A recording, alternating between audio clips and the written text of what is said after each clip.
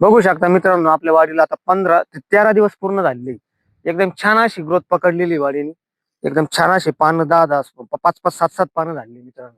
आता मित्रांनो, येणाऱ्या काळामध्ये वाडीला ह्या दिवसानंतर आता थंडी वाढती होऊ राहिली. आता क्रॅकिंगची समस्या जाणवणार मित्रांनो.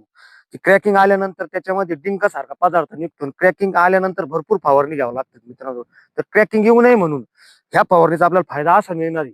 क्रॅकिंग येऊ नये म्हणून आणि जी आपली 8-10 दिवसांनी कळी चालू होणार सेटिंग, तिला सुद्धा पुष्कळ फायदा होणार मित्रांनो. तर त्यासाठी आपल्याला मित्रांनो क्रॅकिंग येऊ नये म्हणून चिलेटेड कॅल्शियम घ्यायचंय मित्रांनो.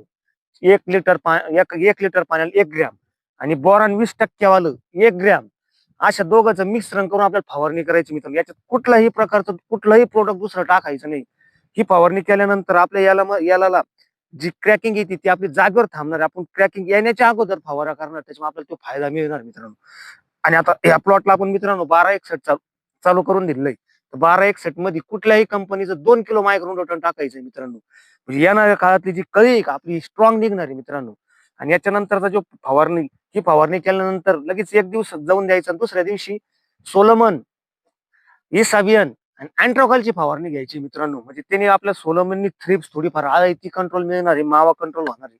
आणि स्ट्रॉंग असं इसाबिनचं अमोनियम ऍसिड जाणार आहे. त्याच्यामुळे आपली येणाऱ्या काळातली कळी स्ट्रॉंग निघणार आहे मित्रांनो. आपल्याला कळी आणि सेटिंगवर आता काम करायचंय मित्रांनो.